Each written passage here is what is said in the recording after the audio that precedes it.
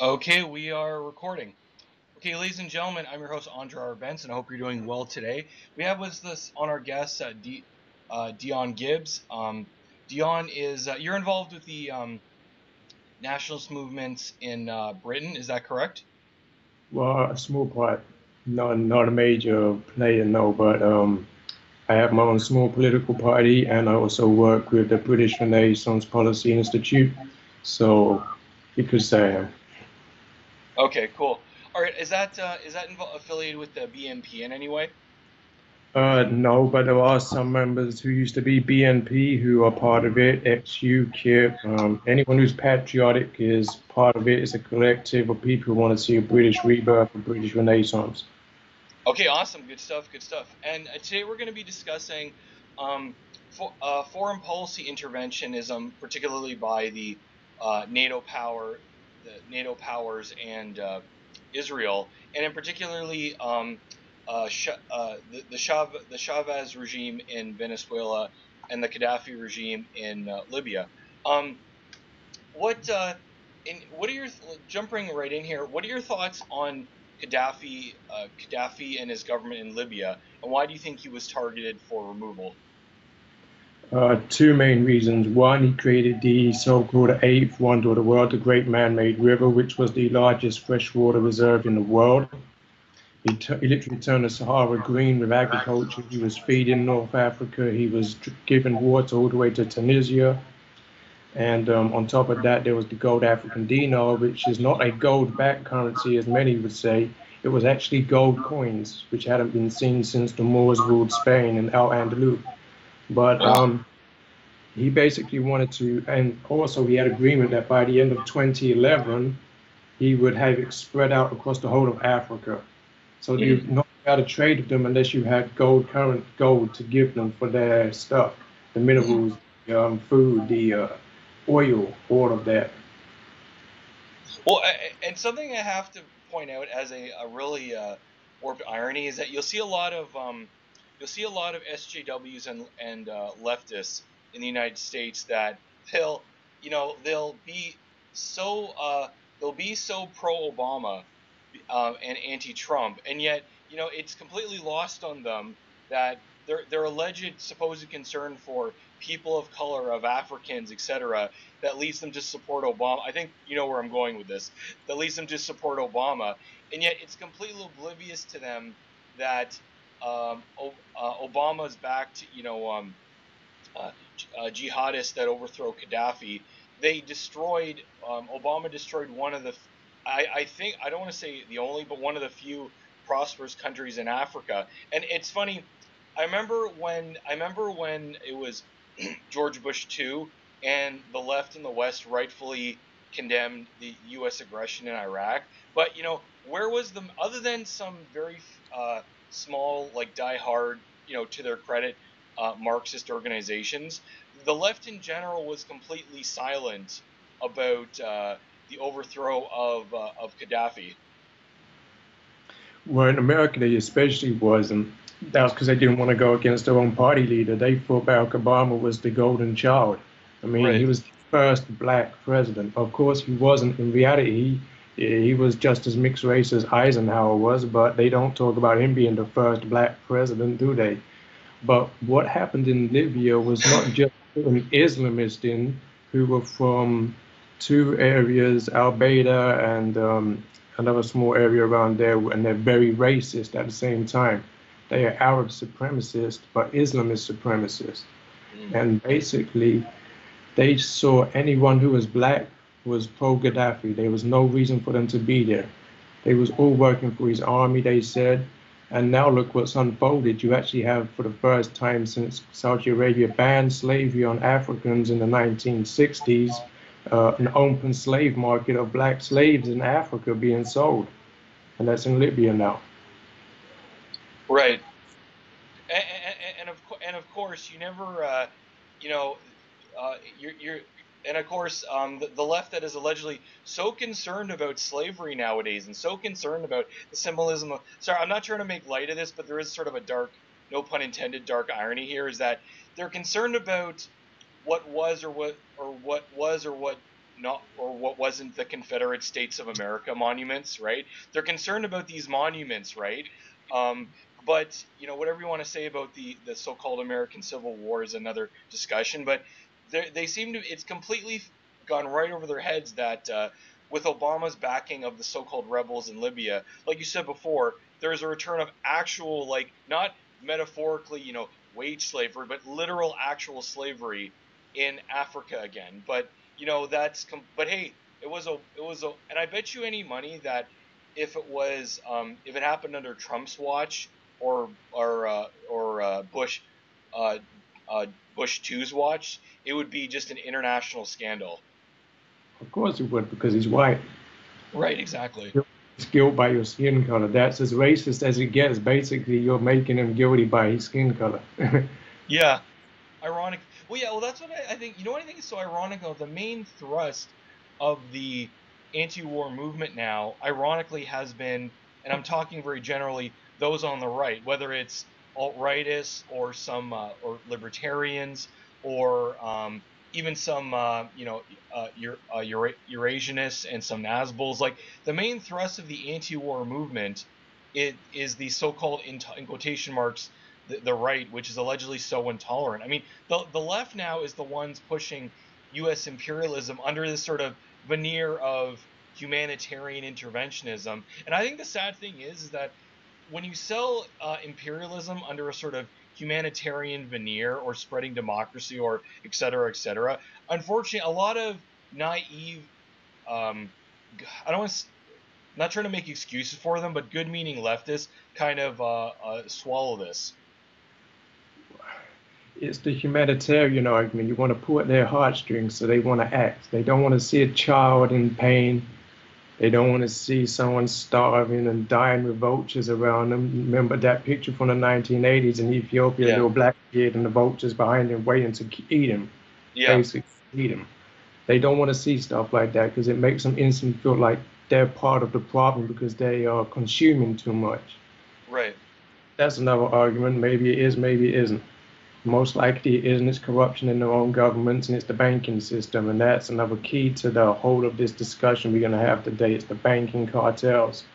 But they never want to approach that issue. And the humanitarians lobbies who have been pushing for most of these wars in Saddam's Iraq, in Gaddafi's Libya, Assad's Syria, against Venezuela, against the Ukraine, it is Israel, and it is the Jewish lobbies and the humanitarian people like Soros and Bernard-Henri Levy of France. And he was the one who actually got them all behind the attack in Libya, which had to only could be defeated. They had a tin pot army. They had a tin pot army. They didn't have a professional army in Libya. They had some very strong, courageous patriots. But it took the force of the world. It took depleted uranium. It took cluster bombs. It took chemical weapons on civilian areas just to defeat them. And 40,000 people was killed in 1 week alone. Right. And we can say that that's like we call World War II the good war. It's like the good war all over again, all over again. And what we'll find out at the end of this talk is that all of these nations that are being attacked, except for perhaps North Korea, all of them share one ideology. And that will be said at the end. That is, say that again. And that ideology will be shown at the end, be clear at the end. Yeah. Well, the thing is too is I think that perhaps one shortcoming about the one big mistake that Qaddafi did, and I think you would agree on this, is the fact that he thought that if he played ball with the West and tried to compromise and sort of acquiesce to some of their demands, they would reciprocate in kind, like giving up some of his weapons.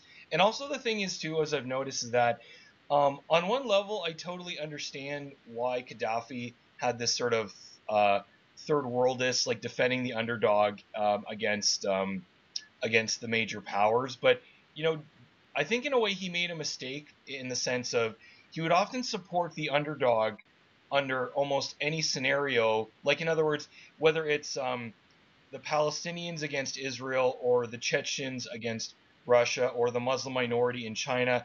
And in a way, he kind of alienated everybody. So both the West and the Eurasianist powers, like he could, unlike Assad, who could look to Russia and Right. China for support, Gaddafi, I think, in a way, he almost let his ideology, which I don't think is bad in and of itself, he let his ideology kind of um, he overrun the sort of realpolitik of, okay, like on one level, I guess I can understand if you're, being a Muslim, you have some sympathy for the Chechen separatist cause. But the thing is, you kind of shot yourself in the foot now, because now you can't even look to Russia or China for support, since they know that you were supporting the Muslim minorities in those two countries. And he also alienated fellow Muslims like Syria by supporting the Kurdish separatists too. And that was the dumbest thing you can do. Why would you want to support a bunch of communists when he said he wouldn't accept communism for Libyans? Why would he allow a bunch of people who were so connected to the Israelis and the Israeli Mossad to have a piece of Syria and Iraq, just to let them into a country which they was never in before, because they was kicked out. They was chased out of Iraq in the 1950s. They was chased out of Syria by Hafez al-Assad and kept out by Bashar. I mean, why Yeah, would he support that? I don't get that, but I don't support all of his decisions. I mean, you can't support every right. decision someone makes, but Mm, overall, he was more real politique, foreign policy than any leader we can say in the world today, except perhaps Putin. mm, Seems to be a mastermind when it comes to geopolitics, yeah, foreign policy. I mean, he's got it in Venezuela, he's got it in Syria, he's got it in North Korea. He's got all the countries defended, which Trump wants to go after now. right. Well, the thing, what I find ironic though too is that, initially in the early years, Gaddafi was actually supportive of Mandela and the ANC, and don't get me started on the ANC in South Africa. But I think the mistake he made was that when Gaddafi needed support, where was the ANC and Mandela and their so-called anti-imperialism that they're so that they're allegedly so into? Like, um, I think it's just sort of this is an example of, you can't you can't get so you can't make a deal with people that are that have ill intent against you, like the and I think that that's sort of maybe the mistake that Putin's making is that he thinks that by sort of backing off his support of Novorossiya, which may become Malorossiya now, that the West will sort of see him as, if not a friend, at least an enemy, not an enemy. He doesn't want to be seen as the aggressor because, put it frankly, NATO's on the doorsteps of there. And like a speech of Soros Mosley said in 1961, in November 1961, Hmm. he said when he was part of the Union movement, he said we've got these two great young powers, Russia and America, fighting each other. He said he's sure there won't be a war by design because never have you seen a war when both men knew they was going to die beforehand. Hmm. He said, but you will definitely have a war by accident when they're bumping up against each other in all military fields, in all areas of the borders between each other. And that could happen today, but now it's not in East Germany, as they would call it, but I would call it Central Germany because I still believe in the old German parameters before 1945, but that's a different Right. story. Yeah. But you got it up in the Baltic now, like in Latvia, Lithuania, Estonia, and that's where they are. And they're in the Ukraine, in the west of Ukraine. Of course, at the moment, you've got the separatists fighting in the east, in Donetsk and Lugansk, but that's keeping NATO out for now. How long Right. will Putin accept it before he says, okay, I've got to step in, otherwise we're going to have NATO ballistic missiles and nuclear weapons on our border? How Right. long is it going to be before that happens? And if that happens, how long is it going to be before World War III happens? Because that will happen in no time if that situation ever comes about. And the Ukraine, the only reason why they went to the Ukraine was to weaken Russia geopolitically. That's why they keep on insulting the Belarusian president for being a dictator. Europe's Yeah. last dictator, they keep calling him. So what Yeah. if these people are happy under him? It's none of your business. I'd rather, what they really mean is we want a so-called sham election so we can put in our opposition, fund him real good, make Yeah. up propaganda about this leader, and then we'll weaken Russia even more. And if they don't have Belarus, they have nothing to defend them except for Syria. And we've just seen what's happened in Syria over all these years. Yes, Syria has won, but at a massive, massive price. Right. Well, what's really ironic though is that a lot of these interventions, they actually have the reverse side effect, and often even if some of the people that before the invasion or before the overthrowing may have been critical of their head of state, ironically, when you go through a war, it often solidifies the country, and sort of and creates a sort of, if you will, a great patriotic war that everyone went through, whether you're pro or anti Qaddafi or whether you're pro or anti whatever your head of state is. Because the thing is, what America and Israel I don't think quite understand is that even if you hate your head of state at any given time, at the end of the day, you're not going no patriot in their right mind is going to accept a foreign invasion or a foreign coup d'état. Like, I couldn't as much as I dislike Trudeau because I live in Canada, but I can't, because I dislike him, tolerate a foreign invasion, just because. I mean, if Trudeau disappeared tomorrow, I wouldn't exactly be losing any sleep. But the point being that you can't. There's this Atlantis Zionist notion that, well, if the people don't like the government, we can overthrow the head of state for them, and somehow they'll be grateful. And it's like, how many times does the lesson have to be learned before it realizes that never works out? Even if you want to assume, which I know we don't, that the West and Israel have benign intent. Yeah, I mean, we should have learned in 1956 when we tried to overthrow Gamal Abdel Nasser of Egypt over the Suez Crisis, when he nationalized the Suez Canal and the Suez Canal Company, and he put it in control of the people's hands again. He said this was the only way we was going to fund the Aswan Dam and electrify Egypt and bring it into the new age, industrialize it. He did it, and that almost brought us to the brink of nuclear war because at the end of it, even though he had already won the war against Israel, France, and Britain at once, the only Arab leader to do that, and he was the mentor of the Assad family and Gaddafi, and ultimately Chavez. Um, Yeah. he defeated us basically, but at the end, you had Khrushchev come in and say, "Don't be surprised if nuclear weapons rain down on Paris and London." Right. And that got America to come in and say, "Stop this to Britain, or you get no more money." And that's Right. only what stopped it. And that was 50 years before Iraq 2.0 in 2003. And we should have learned the same lessons from Egypt in 56, but we didn't. Right. I don't know if you read the book. Some of the a lot of the things that Pat Buchanan talks about. That he says that it's not a there's sort of a false dichotomy in the West, particularly in the U.S. of either the U.S. has to be the superpower, and then the left, the SJW left will say, well, no, it has to be either completely break apart, and both the U.S. can be a powerful player on the world stage without being aggressive. Like, those two things are not mutually exclusive. Like what you pointed out before, it wasn't after World War II, it wasn't instantaneous that the United States was aggressive right away. Like you said before, I mean, what's interesting about the Suez crisis that I think you were referring to is that both Britain and France and Israel's behavior in Egypt got both the unanimous condemnation of both the U.S. and the Soviet Union. Ironically, you don't hear that in the history books much, but Right. it's not impossible for the U.S. Like, I don't think the U.S. by its nature is automatically an aggressive power.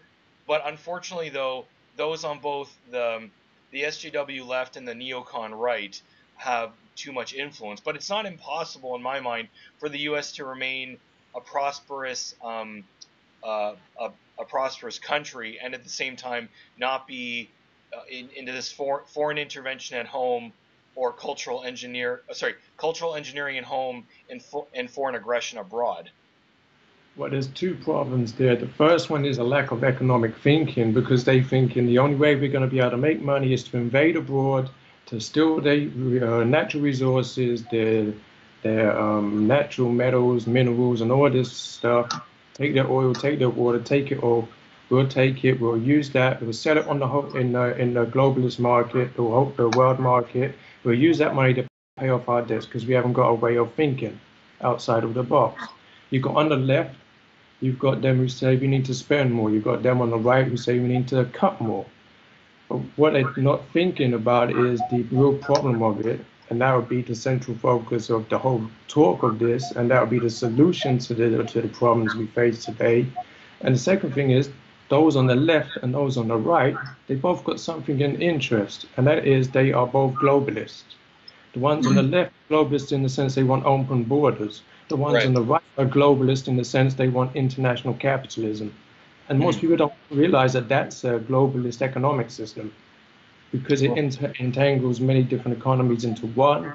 If one goes down, they all go down. Hence why we just came out of the Great Recession from December 2007, basically till now. Yeah. Well, yeah, exactly. And what I find interesting though is that particularly on the left is that people that are people that are so open borders, so we're all one world, et cetera, but it's funny on a personal level they don't seem to have this sort of openness and altruism like for themselves. Like they want everyone else, particularly white people, to be all open to the diversity and etc. But a lot of these people on a personal level live in gated, completely safe, upper middle class suburbia. They don't even live near the so-called diversity and cultural enrichment of a so-called refugee center or a ghetto or an Indian reservation that they will preach to everyone else, frankly, who's not them and white, that they need to embrace. No, that's funny, because in the UK recently there's a liberal Pakistani Muslim called Majid Nawaz. He's a Muslim reformer. I've heard of him, yeah. He brought this up because you were talking about the monuments earlier, but it spread to Britain. They want to bring down Nelson's column from Trafalgar Square because he was a white supremacist slave owner. Where does it end? But he said basically this, that when expats from the UK go and live in places like Spain, they become enclaved in their own little ghettos. They don't want to try to merge with the local people, learn the language, eat local customary food and stuff like that. And he said the British left, they go into a frenzy saying that they're ghettoizing themselves, all this and that. But when it's blacks and everyone else in the UK, if you try to get them to go to the British culture, the British foods, and the British customary way of life, that's racism. Why is it a double standard when it's to white people?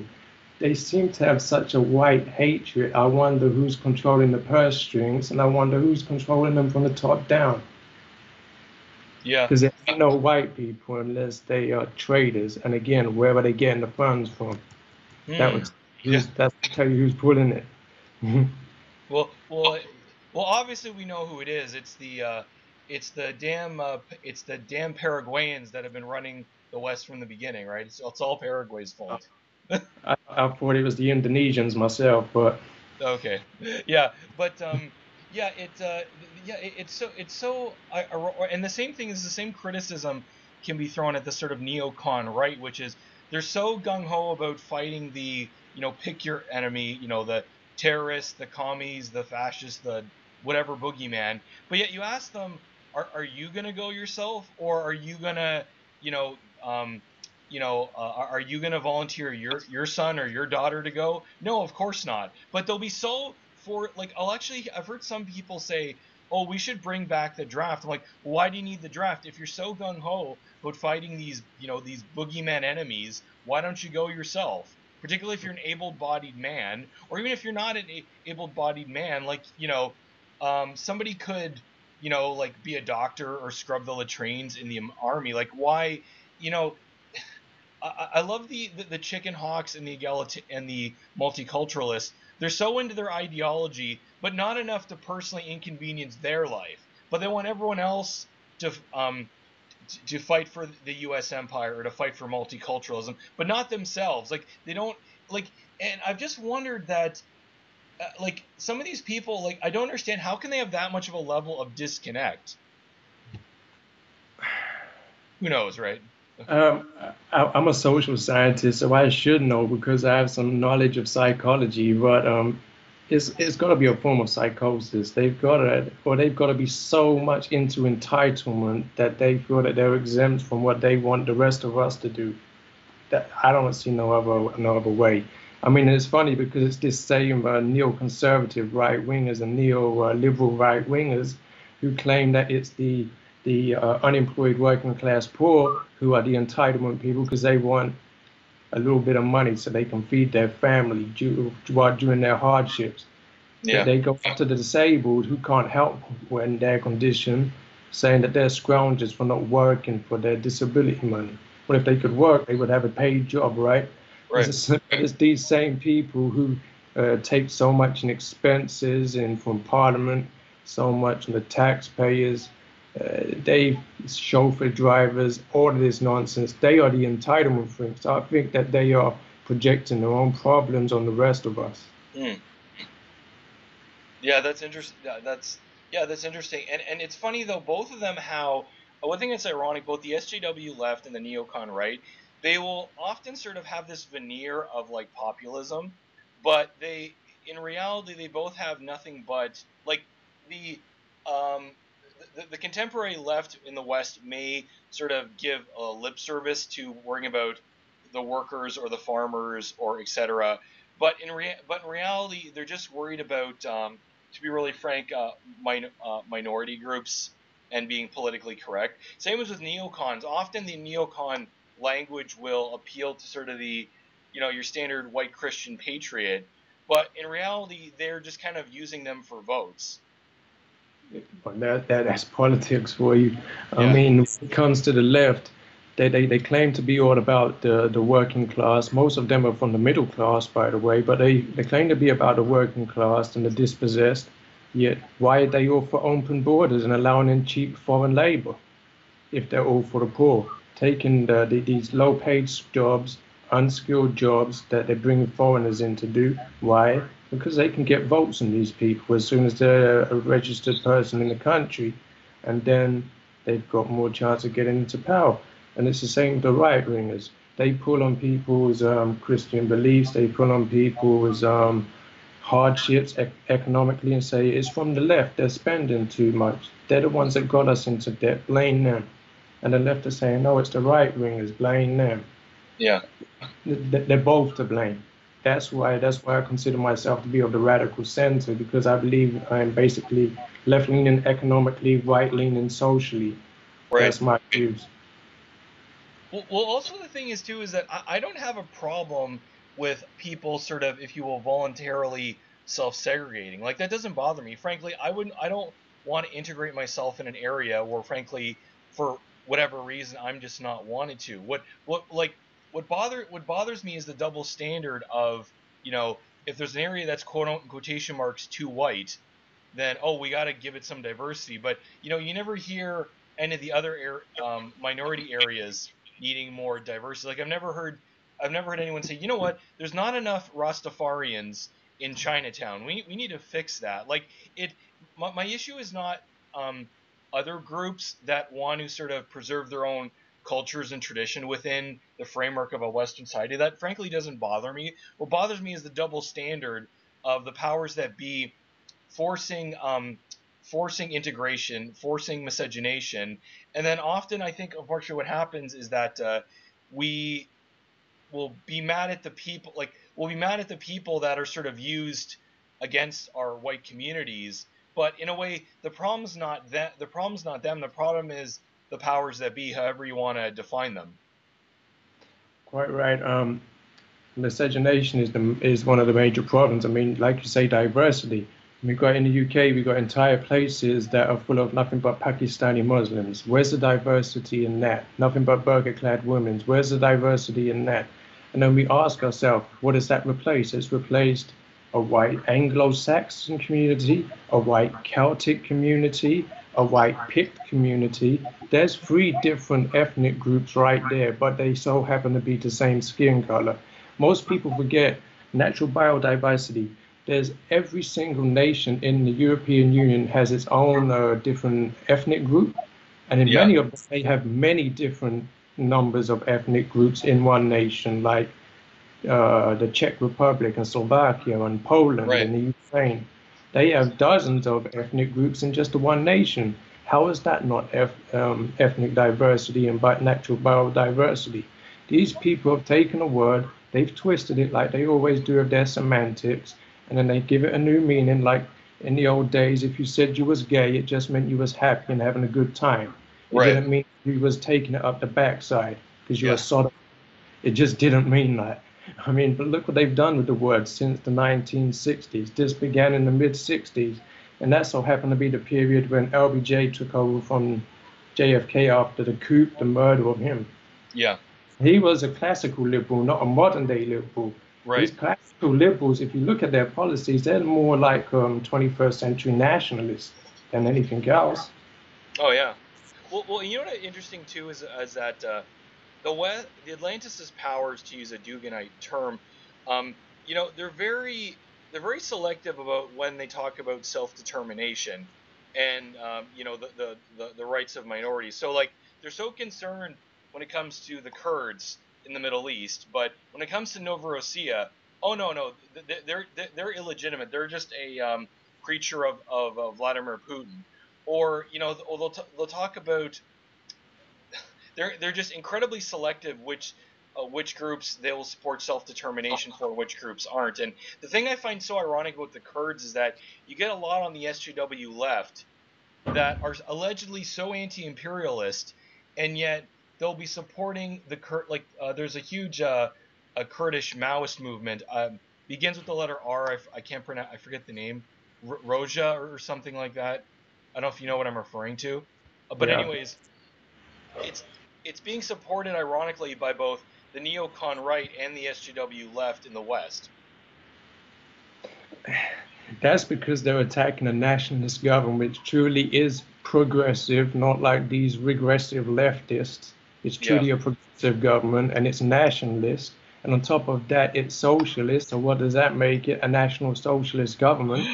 That ended in 1933. That ends in 1945, sorry. But the same people who have caused the Kalergi plan, who've pushed this open borders, who have pushed the humanitarian interventions, who control the central banks, and who don't control certain aspects of these countries that are being attacked, they are the same people who waged war on Germany in 1933, and every single government they've attacked then has been a national socialist government.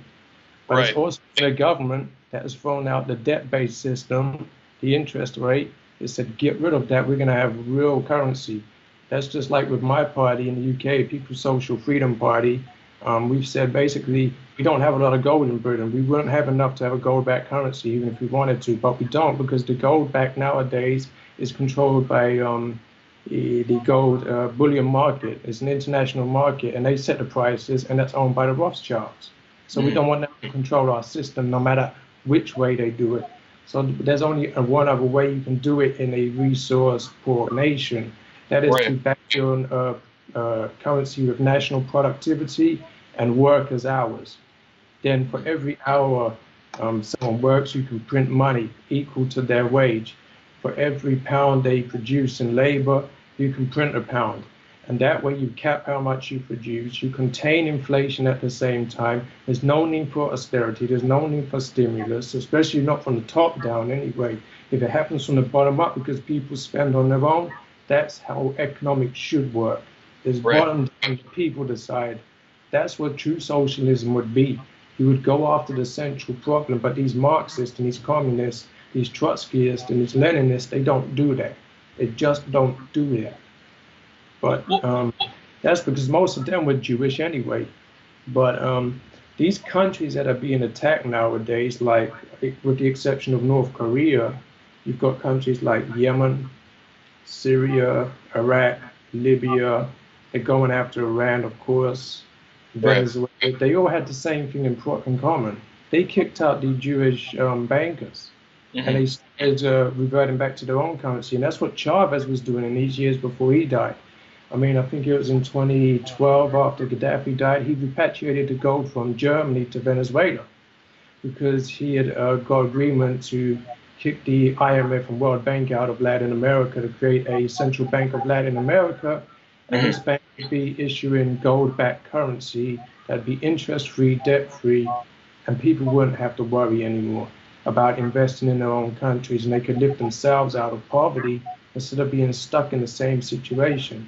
That's why they got attacked, and they're being attacked now by right-wing, Israeli-backed, CIA-backed, Colombian, uh, uh, terroristic government-backed thugs in the country who are setting fire to people, who are setting fire to food depots, who are destroying supermarkets, who are setting fire to oil depots. It's the same as what happened in the Ukraine. It's the same as what happened in Syria to begin with. And President Assad is right. He said what's happening in Venezuela today is the same as what happened in Syria 6 years ago. Mm-hmm. Well, yeah, it's funny. A couple of things I'll comment on that is that one thing I think it's so ironic though that the West is allegedly so concerned about hate speech, so concerned about racism, anti-Semitism, etc. But they don't have a problem supporting outright neo-Nazis in the Ukraine. Why? Because they play ball with the Western powers and are very anti-Russia, rightly or wrongly. So it's not even those that think that the West even cares about the rights of so-called minorities. It's just a matter of, are you going to play ball with with Western and Israeli interests, and it doesn't even matter. Like, you can be like a Ukrainian neo-Nazi or a Kurdish Maoist, as long as you're playing ball with Western Israeli designs, then they'll support you. If you keep Israel's geopolitics safe, and if you keep the banking system that's based on debt in place, it doesn't matter what sadistic ideology you have. You could be ISIS. If you promise to do that, they would give you government of Syria. And they Right. tried in 2014 when Obama and the British conservatives tried to bomb for ISIS, basically. Yeah. Until, of all people, Nick Griffin, the former leader of the BNP, stopped it in Britain, which stopped the Americans from going in. Um, or you could be the Saudi royals. I mean, you can't get no Yeah. more barbaric illegal government than Saudis. And Right. why aren't we going after them? Because they have the petrodollar, because they have a Rothschild debt-based economic system. It's far from the Sharia that people think the country is 100% ruled under. It's ruled under a sadistic form of Sharia. But saying that, is there any good form of Sharia? I don't think there is myself. That's why I'm an ex-Muslim, not a professing Muslim. Oh. It's like all religions. I just believe it's a cult. But I believe with Christianity, we have a tradition in the West where it's part of our culture. It's become so ingrained in our culture over the past 2,000 years that we should never try to uproot it. Without the Christian European civilization, there would be none of the modern geniuses of the world, none of the medicines, the sciences, the NASAs, or any of that. Most of them were German, some of them were British, but you had mainly um, uh, right. Well, Yes, yes. Sorry. Sorry, I wanted to last two comments I wanted to make about Israel and Libya before we go on to Venezuela is that one thing I thought was interesting about Gaddafi, particularly in his early phase, is that he basically would back any cause if it was particularly anti-NATO and anti-Israel, to the point of whether it's the American Indian movement and the Black Panthers in the U.S., or the various um, anti-NATO and Maoist groups in Western Europe, like the Red Army faction, or and I don't know, the idea, and I think it's more the idea is more entertained in what Europe, particularly Eastern Europe, of sort of a coalition of groups that maybe ideologically are opposed to each other, but if they have a common enemy that's bigger than both of them put together, to work together. Like the thing what I find interesting about the Novorossiya idea is that you get groups that ideologically speaking are enemies. Like you've got some national Bolshevik groups, you've got some overtly national socialist groups, you got some dyed-in-the-wool Orthodox Christians and neo-monarchists fighting. Like, but they're all. You even got some Kadyrovites, that's to say Chechens that are loyal to Kadyrov and Putin, all fighting under the same Novorossiya banner. And I don't know, the idea of sort of a coalition, almost like Spanish Civil War style of, you know what, we may not like each other, but we all have a common enemy, so once we defeat the common enemy, we can go our separate ways.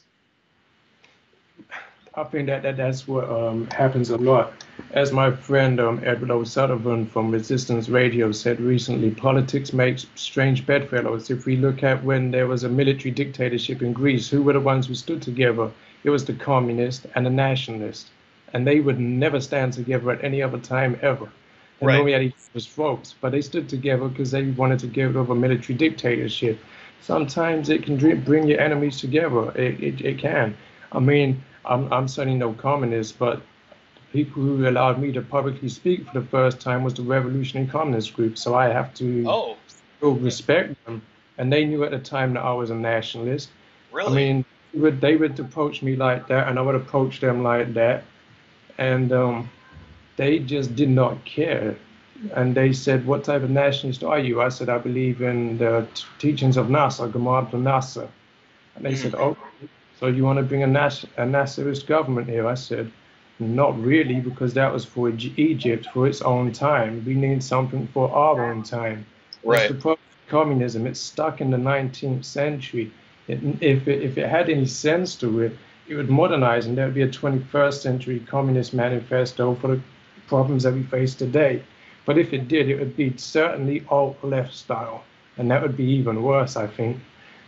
Right. Well, let me say, what are the odds are, and I feel like I kind of know the answer to this question, but what do you think the odds are in the left, particularly the English-speaking world, that there just seems to be something about the English, the West and the English-speaking world, that the left and the right that are both against the status quo for their own reasons can't quite seem to get over their differences and sort of join hands against the common enemy.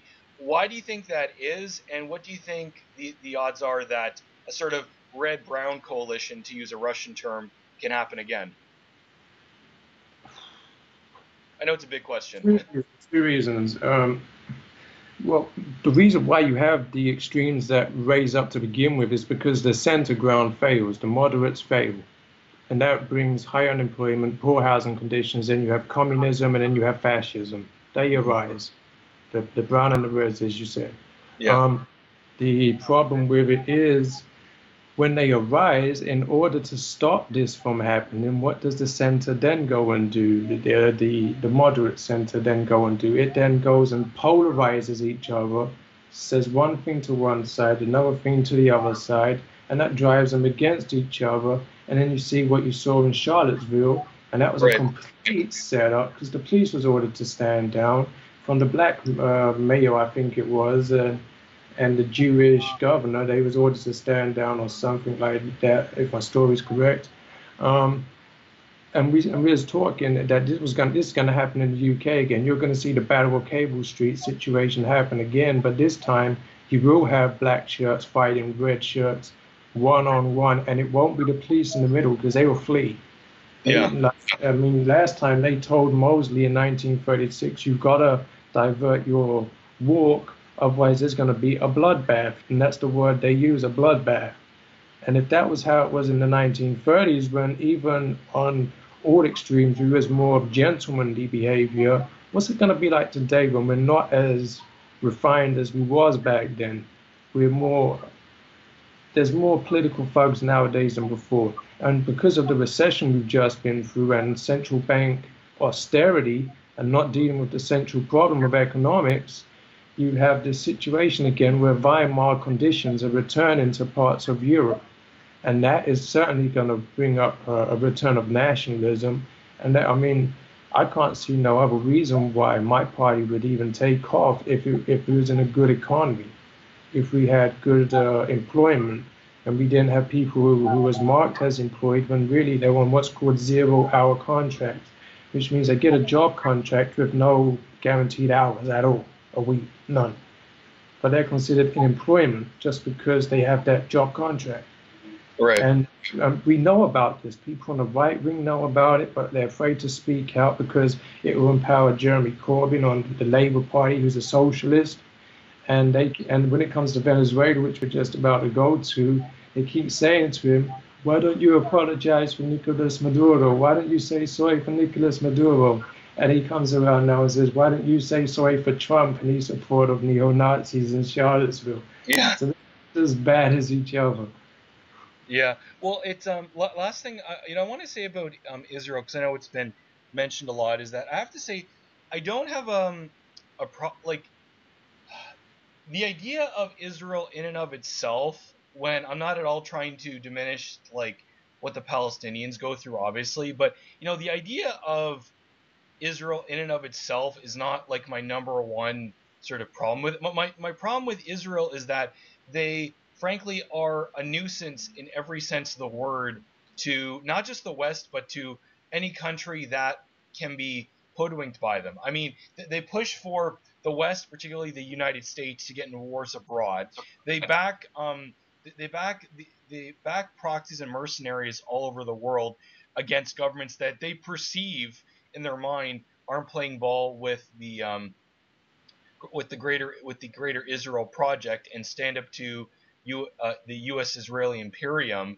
And there's this idea that anytime criticism of Israel comes up, it gets, oh, you just have a problem with the Jewish state in and of itself. Like, no, if you just had your Jewish state and maybe the only people you're a nuisance to are the Palestinians, I don't think that's why so many groups on both the left and the right would hate you so much. Like, the thing I found interesting is that initially when Israel was created, it was much more like before the Likudniks came to power, it was actually much more moderate and sort of worried about its own internal issues than sort of becoming a global nuisance that it is today.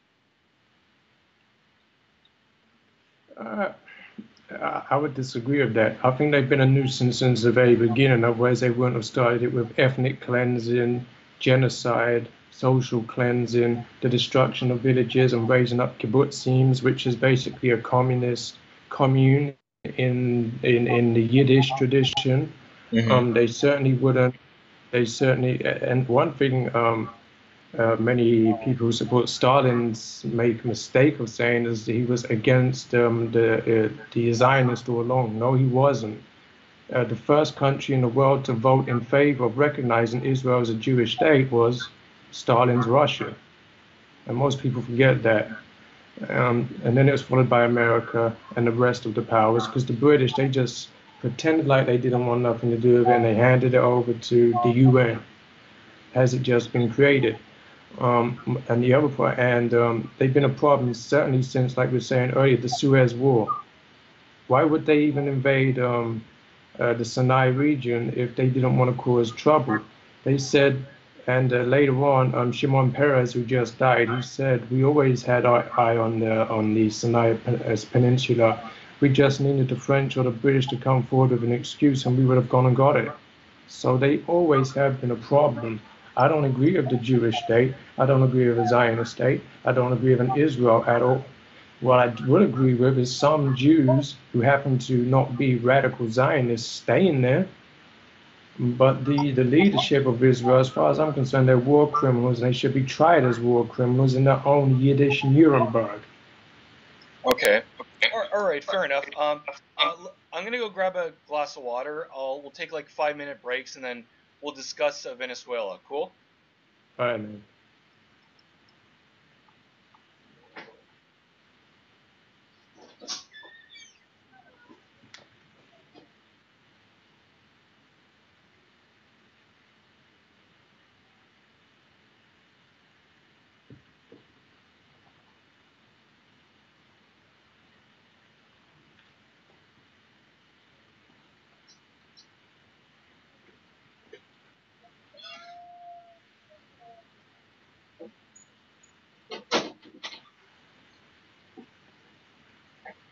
Okay.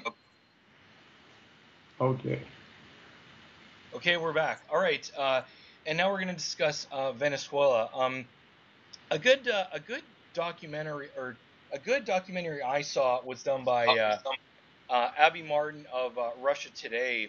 Whatever you want to say about Abby Martin, and she talked about how many of the anti-Chavez opposition groups are actually supported by the usual suspect, and it's ironic that one of their alleged complaints against the Chavez regime is that, oh, there's food shortages, there's etc. There's repression, but yeah, at the same time, a lot of the opposition groups are actually they're destroying, they're destroying food supplies. They're causing violence. They're causing the problems that allegedly they're that they're upset about with the Chavez regime. What do you why do you think, in your view, the Chavez government in Venezuela is targeted?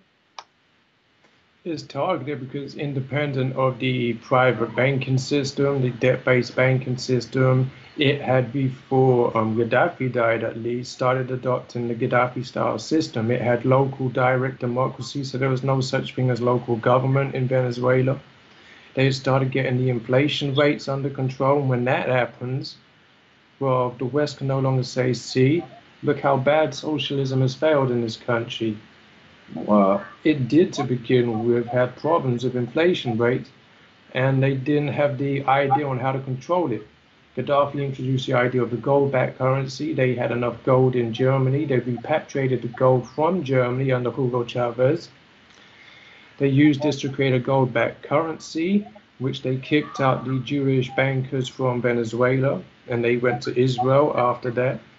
And next thing you know, Chavez dies, and the Ukraine-style and Syrian-style coupist land, and next thing you know, food is being burned, black people are being burnt again, black people are being burnt. You have oil depots being attacked. Why are they being attacked, these places? Well, it's simple why they're being attacked. It's because that's the leading part of the economy. It's agriculture and the oil industry. And two, if you can't feed the workers in the nation, they're going to get angry against any government, no matter how much they support it otherwise. Right. Well, not just that, but I think though too is that Chavez's government very much made alliances with other powers that are hostile towards the Atlantis' Zionist imperium, like Iran, like Russia, etc. And he very much pursued a sort of realpolitik, foreign policy where I'm sure, being a devout Catholic, on an ideological level, he's opposed to the Islamic Republic of Iran, but sort of on a realpolitik level, there's no reason. What Iran does in its own backyard is Iran's business, and I think that the fact that Chavez's Venezuela was sort of an example of a Latin America that made alliances with other, particularly Eurasianist powers that would be able to stand up to the United States in case to defend itself. It's the same with Syria. He became friends with the Russians. He became friends with the Chinese. And when you become friends with these two powers, which are the two other superpowers of the world other than the United States, you've got a load of protection. And what happened right now is, in Venezuela right now, you have the Russian Navy and you have the Russian Air Force that are in Venezuela. So when these Clintonites are saying, what about the Russians in our backyard? Well, they are. So what? They was welcomed there. And they want to stop the spread of the Bolivarian nationalist revolution that Chavez started, which it can't be stopped because it's already in Bolivia. I mean, Evo Morales is the same type of politician as Chavez was, just not as charismatic. Right. The problem with it is again, it's the globalist, whether they're left wing or right wing. They just want to come after any independent sovereign nation state that is a nationalist one at core, that has true socialist economics, that has kicked out the debt-based economic system. It doesn't matter what country that is, even if it's one that's, in my point of view, that's similar to a dynastic Nazbo, which is the North Koreans.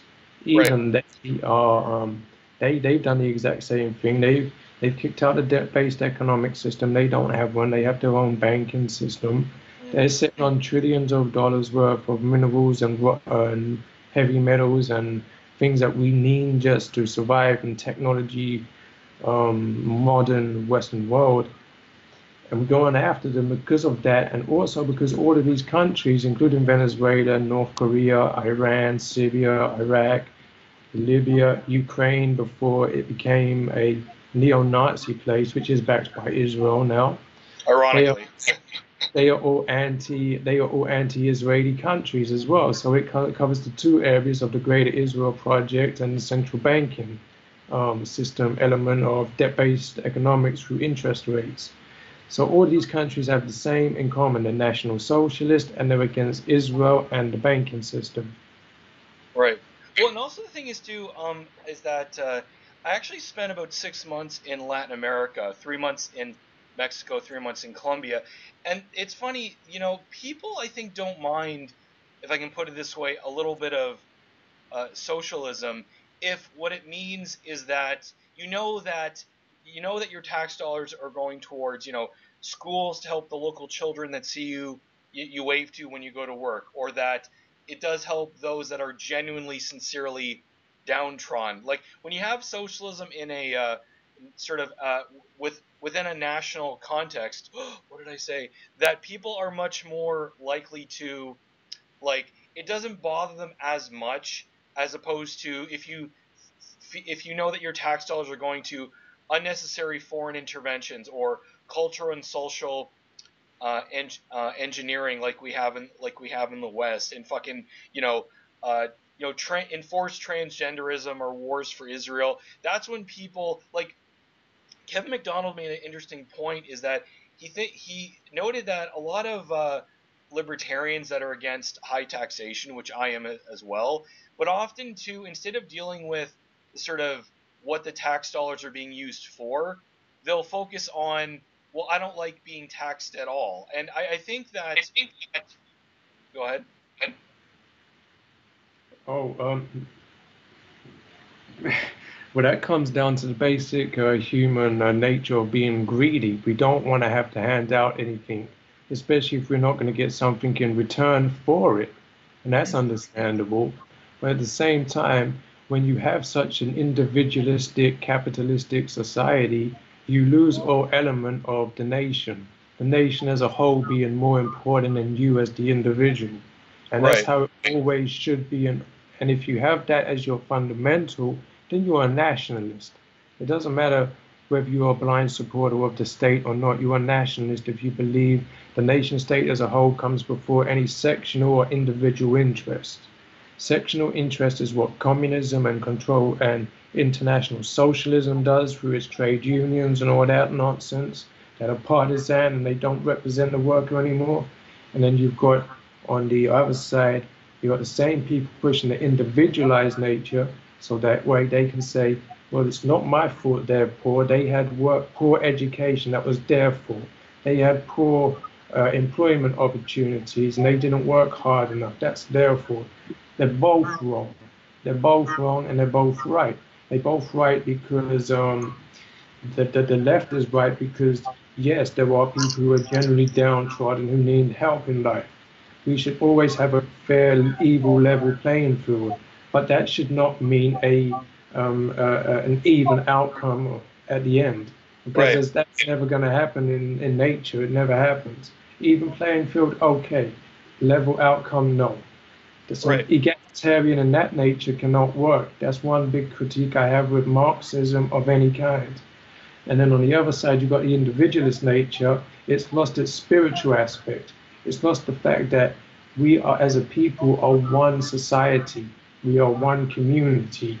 And as such, we are like one body. So when one part of it gets sick, and this is quoting Islam right now, the Prophet Muhammad said this, he said, when one part of the body gets sick, the whole body gets sick. So you have to go after that sickness that's in your society, whether it's terrorism, Islamism, Zionism, economic debt and banking. You have to go after it, because if you don't, then your entire body politic is going to become corrupt, decadent, weak, and it will fall like Rome. And that is why America is falling right now. Right. Well, yeah. And the thing is too is people in general are naturally altruistic, particularly our people. If they know that it's being spent within the framework of their own community or their own country or even across borders, their own nation, but when it's just being used for just these insane, you know, imperial projects or cultural engineering problems, then yeah, people are naturally going to be resistant to that. Right. No one wants to send their children to die, and no one wants to have to come back and have to look after someone maimed for the rest of their natural life on disability benefits. No one wants to do that, whether you're left wing or right wing. No one wants to do that. But at the same time, when the left is in control, they want everyone to do that for their wars. And when the right's in control, they want everyone to do that for their wars. We can't have it both ways. I believe in war for one reason. I believe in war when we are attacked, about to be attacked, or our trade ships are attacked. Any other reason, we have no business getting involved. For 1,000 years in Britain, we lived life without intervening in other countries, because we had the simple notion that if we kept doing it, we would never have peace for the end of our times. And since World War One, we've been in war after war after war after war after war, and we've never had peace in our time, because we're trying to intervene whenever people are having a hard time or whatever's going on, or there's a civil war or there's an invasion. Sometimes we need to just go back to how it used to be, even if it sounds cruel, and that is whoever loses the war, they should hope for the best outcome for peace settlements, and they should be prepared to give up some of their land because they lost the war to a stronger, more better enemy. It's just how it's always been. It may not be the way it's been with the humanitarianism that we've seen since the Human Rights Act and the United Nations came about, but something has to give way, otherwise it's going to continue going on. And if we don't go back to that way, then we've got to deal with the banking. I would prefer to deal with both. I prefer to be a bit isolationist and deal with the banking system, because then we can focus on the home market, invest in the home country, grow our own infrastructure, create more jobs that are sustainable, that produce, that can make us more wealthy. And that's the problem with capitalists and communists. They think that you can be wealthy just by printing more money through the banks and borrowing it off the banks. But what does wealth mean? There is no unlimited growth to wealth. Wealth can only be, wealth is always limited by national productivity and land output. If you don't have enough food, you can't feed the workers. And if the workers are not fed, you're not going to have maximum productivity. And if you don't have that, you're not going to have the maximum output for your nation, and your economy's not going to be doing as good as it can. It's not rocket science, but because of all the jargon they come up with, because they make it sound complicated, most people think it is. Right. Last point I wanted to finish on, because really enjoyed this conversation, is that, you know, even if, for the sake of argument, let's say all the alleged horror stories of Qaddafi's Libya or Chavez's Venezuela or North Korea, or just go down the list, right? Is that even if all the horror stories were true, and I'm not going to say that they're all, you know, I think they're exaggerated, but I'm not going to say every criticism of some of these Eurasianist or Latin American countries is completely invented out of thin air. But even if you wanted to take the benefit of the doubt and say that all the negative stories are true, that in and of itself would not justify all these foreign policy interventions. So, like, and even on a domestic level, if you want to say, you know, let's say all the horror stories about how awful life is for, you know, someone in the ghetto or a so-called refugee camp or on a reservation, even if all the alleged hardships were true, that still would not justify the government doing what it's doing. Well, you just have to ask yourself one question in that instance: what does it have to do with me, and how am I affected by it? And if I'm not affected by it, and it has nothing to do with me, and I've not had a hand in causing it, Right. then I should not have a hand in fixing it. Yeah. Well, exactly. Like you could argue that I really of all our talk about humanitarianism, why isn't the Clinton Foundation involved in helping rebuild some of these countries they've destabilized to begin with, since they're allegedly so altruistic and so concerned about the third world and people of color? Well, the Clinton Foundation, put it this way, it's better that they don't get involved in countries because it's saving those countries from being robbed. Okay, But fair enough. but when it comes to the Clinton Foundation, the clearest example of it happening is Haiti. In Haiti, they promised so much, they raised hundreds of millions of dollars, and the Haitians, they got no money out of that. They got small food handouts, like you would expect a Red Cross to give people. They didn't build a single shelter for a single person or a single family. Where did the money go? Oh, I know. Hillary Clinton had a presidential campaign last year. Maybe it went towards that. Yeah. All right. Anyways, I'm gonna have to let you go now. I've really enjoyed this talk. We've been talking with Dion Gibbs. Where can people find you, and what's your organization you're involved with again?